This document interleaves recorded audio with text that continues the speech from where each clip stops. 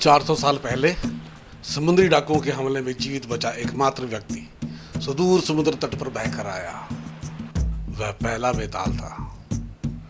मैं अपना जीवन क्रूरता और अन्याय के विनाश के लिए समर्पित कर दूंगा। मेरे वंशज मेरा अनुसरण करेंगे। चलता फिरता प्रेत जो कभी नहीं मरता। बेताल अब पंक्ति का 16वां बेताल है, दुष्टों का संकट।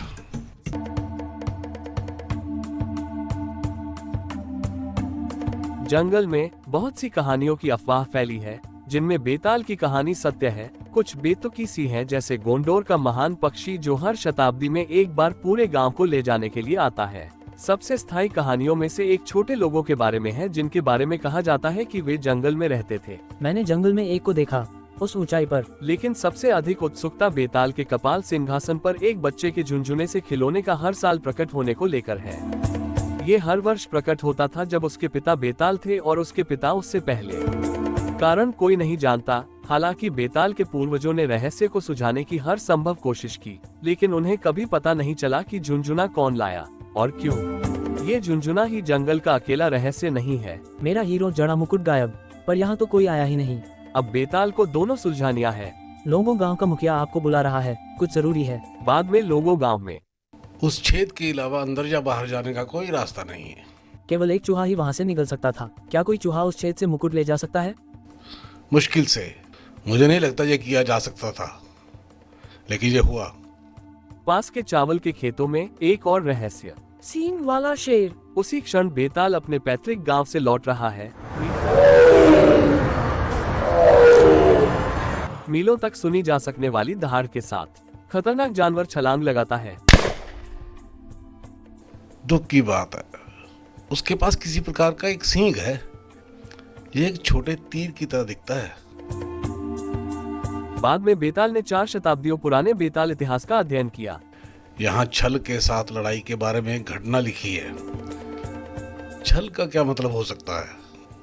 प्रिंस से मुलाकात हुई, झुंझुने की संधि, झुंझुना, आखिरकार शांति। छल प्रिंस मेरे सैडल बैग में लौट आया। ऐतिहासिक लिखितों से परेशान होकर बेताल ने बादार बुजुर्ग से पूछा, अपनी जवानी में मैंने जलते पत्थरों की नदी के पार चील जैसी एक चट्टान देखी। मेरे पूर्वजों ने उड़ती चील जैसी चट्टान के बारे में लिखा था। शायद ये हमें छल के बारे में और अधिक बता सकता है। चट्टान गर्म लावा की नदी के उस पार है। अब हम कैसे पार जाएंगे? शेरा, तूफान के पास ठहरो, या मुश्किल हो सकता है। मगर बेताल का वफादार साथी उसके साथ रहा। बड़ा मुश्किल है। तुम्हारा मेरे साथ रहना 2 गुना कठिन हो जाएगा। ध्यान से देखा, बहुत गर्म है। विशाल सीढ़ीदार पत्थरों का उपयोग करते हुए बेताल और शेरा धीरे धीरे बहते लावा को पार करते हैं। कर लिया पार। मुझे खुशी है कि तुम यहाँ हो शेरा। कोई नहीं बता सकता कि इस अजीब देश में हमें क्या मिलेगा। शेरा भौंकता है। बेताल नीचे झुक जाता है। ऊपर से कुछ तेजी से निकल जाता है। तुमने मेरी जान बचा ली, मगर ये आया कहाँ से?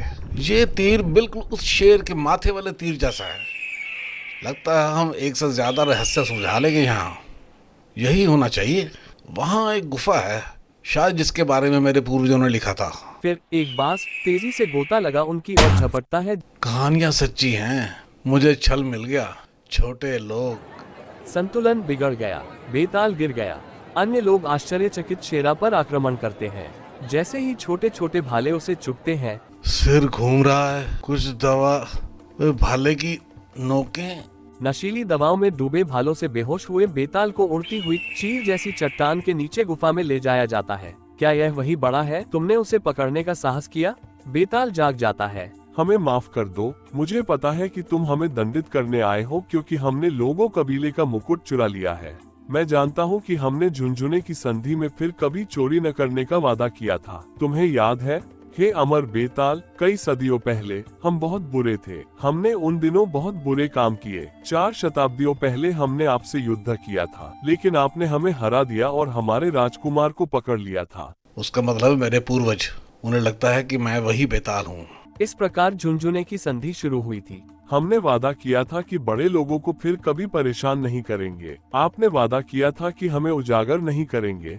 प्रत्येक वर्ष 9वें चंद्रमा पर हमारे सबसे मजबूत उड़ने वाले घोड़े पर एक झुनझुना बांधा जाता है। रात के अंधेरे में वे आकाश से आपके शानदार खोपड़ीनुमा सिंहासन पर झुनझुना गिराते हैं। तो इस तरह झुंझुना वहां पहुंचता है। हमने अपनी संधि की प्रतिज्ञा के लिए 4 सदियों से हर साल ऐसा किया है। हमारी भूमि जलते हुए पत्थरों की नदी से सुरक्षित है। भोजन के लिए हम बेर, जड़ें और अनाज इकट्ठा करते हैं और हम मछली पकड़ते हैं। एक छोटी मछली। यहाँ उनके अंडे से निकलने के बाद हम अपने उड़ने वाले घोड़ों को प्रशिक्षित करते हैं, जिन्हें आप बाज कहते हैं। हम नशीली दवाओं वाले तीरों से हवा से शिकार करते हैं, जिन्हें आप अच्छी तरह से जानते हैं। गुप्त जड़ी बूटियों का प्रयोग करके हम अपने हथियारों के लिए ऐसी दवा बनाते हैं जिससे हमारे दुश्मनों को नींद आ जाती है। आपने लॉन्गो मुकुट कैसे चुराया? हम नहीं, बल्कि एक गिरोह जिसने हमको बहुत परेशानी दी है। अब उनमें से ये 2 बचे हैं। उनके उड़ने वाले घोड़े उन्हें आग की नदी के पार लोगो गांव तक ले गए। उन्होंने एक छेद के माध्यम से मुकुट को हटा दिया, जिसकी उन्होंने मरम्मत की ताकि किसी को पता न चले। फिर वे मुकुट के साथ वापस उड़ गए। तुमने बेताल संधि तोड़ दी, तुम्हें सजा मिलनी ही चाहिए। वह हमारा प्राचीन मित्र नहीं है, उसे नष्ट कर दो। मैं यहाँ हिलडुल नहीं सकता। अगर मैं दोबारा उन नशीले भालों से घायल हो गया तो मैं कभी नहीं जाग पाऊंगा। अजगर, अजगर। अचानक गुफा में भगदड़ मच गई। तो ये है मगरमच्छ, काफी बड़ा है। छोटे भाले विशाल मगरमच्छ की कठोर खाल के आगे बेबस हैं। मैं उस गुफा में गोली नहीं चला सकता। विस्फोट से इनके छोटे छोटे कान के पर्दे फट जाएंगे। फिर हाथ में चाकू बेताल छलांग लगाता है। काफी देर संघर्ष के बाद मगरमच्छ मारा गया। आप पर संदेह करने के लिए हमें माफ करें। ताज उसके मालिक को लौटा देंगे। मैं वादा करता हूँ कि हम फिर कभी चोरी नहीं करेंगे। और मैं बड़े जंगल के लोगों को कभी नहीं बताऊंगा कि तुम कहाँ मिल सकते हो। वे पिघलते हुए लावा को पार कर दूसरी तरफ छलांग लगाते हैं, जहां तूफान इंतजार कर रहा होता है। क्या कभी किसी को ऐसी विदाई दी गई? अलविदा छोटे लोग, आपका राज मेरे पास सुरक्षित है।